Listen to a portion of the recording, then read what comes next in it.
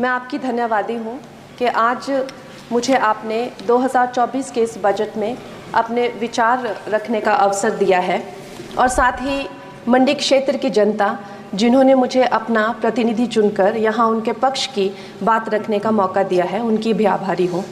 ये जगह मेरे लिए बहुत नई है, मैं एक नई सांसद हूँ, मगर मुझे इस बात का आभास है कि ये जो 18वीं लोकसभा है ये कोई सामान्य लोकसभा नहीं है।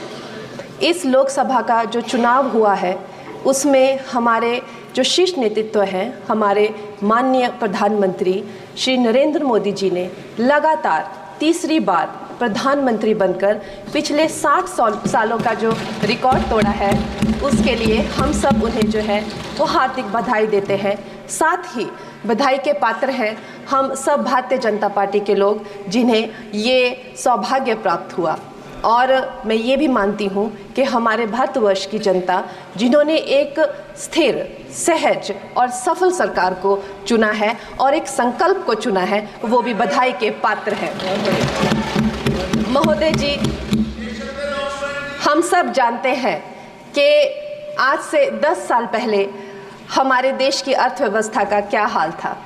आज से 10 साल पहले हमारी संघर्षशील जो एक चरमराती और एक लड़खड़ाती अर्थव्यवस्था जो कहीं 11वें 12वें नंबर पर थी और सारा देश जो है उसको लेकर चिंतित रहता था, पिछले 10 सालों में वो अर्थव्यवस्था 11वें से 5वें नंबर पे आई है और बहुत तीव्रता से जो है तीसरे नंबर की तरफ जा रही है।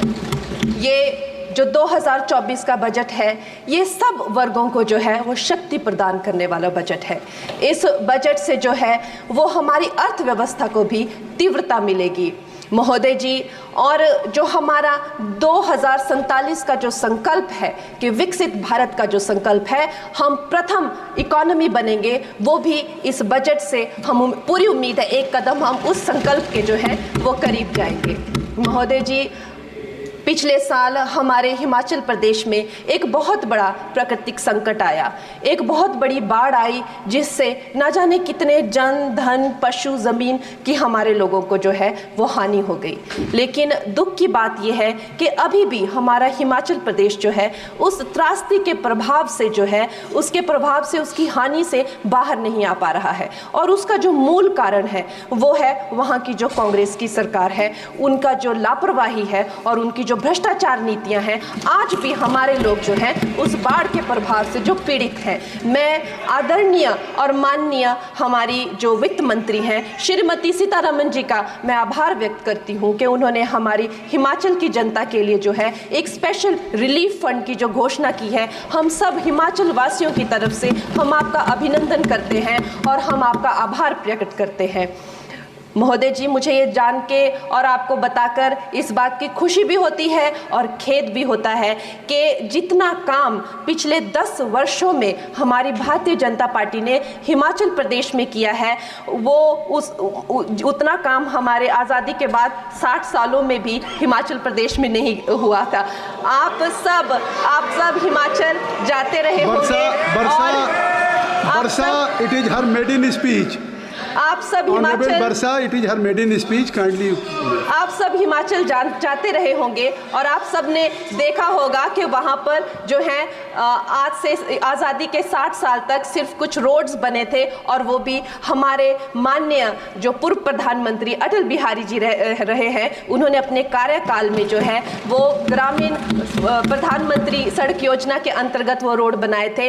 लेकिन पिछले 10 वर्षों में प्रधानमंत्री नरेंद्र मोदी जी की सरकार ने हमारे क्षेत्र को जो है एम्स, IIIT, IIM जैसे वैश्विक स्तर के जो है वो संस्थान दिए हैं और वंदे भारत जैसी ट्रेन को हमारे हिमाचल में पहुंचाया है। हमारे हिमाचल जैसे छोटे से राज्य को 3,500 करोड़ की लागत का मनाली कीर्तपुर जो है वो हाईवे दिया हुआ है, जिसमें माननीय महोदय जी 5 से ज़्यादा टनल हैं और 37 से ज़्यादा उसमें ब्रिजेस हैं। ऐसे वैश्विक स्तर की जो है हमें इंफ्रास्ट्रक्चर वहाँ पे मिली है और साथ ही पूरे देश के लिए जो एक बहुत ही अद्भुत इंफ्रास्ट्रक्चर मार्बल है, जैसे कि हमारी अटल टनल 9 किलोमीटर की जो वो अटल टनल है विश्व की सबसे लंबी टनल है और वो एक सिंगल ट्यूब हाईवे जो है वो पूरे विश्व के लिए जो है एक बहुत बड़ा उदाहरण है। और उसके साथ ही 11,000 करोड़ के हाइडल प्रोजेक्ट्स हमारे हिमाचल प्रदेश को दिए हैं। अगर मैं ये सूची यहाँ पे रखूँ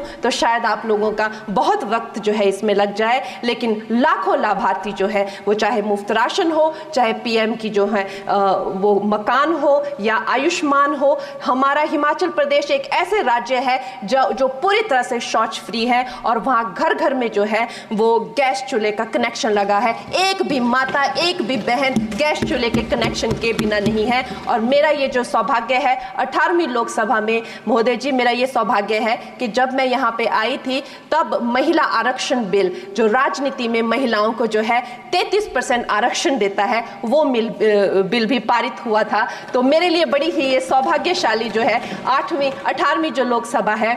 और मैं ये कहना चाहूँगी कि ये जो बिल है ये अवश्य ही एम्प्लॉयमेंट हो या चाहे स्टार्टअप इनोवेशंस हो, चाहे हमारे गरीब और मिडिल क्लास को टैक्स रिलैक्सेशन हो या हमारे जो अन्नदाता किसान हो उन पे फोकस हो। ये मैं इसे होलसम बजट कहती हूँ। और मेरी एक प्रार्थना रहेगी हमारे सरकार से कि हमारे मंडी क्षेत्र में अगर एक इंटरनेशनल एयरपोर्ट हो तो अवश्य ही हमारी जनता का टूरिज्म की दृष्टि से बहुत कल्याण होगा। वो हमें ज़रूर इस विषय में सोचें। और मुझे लगता है ये जो बजट है हम हिमाचल के वासी जो हैं इसका पूरी तरीके से जो है वो वेलकम करते हैं। और धन्यवाद।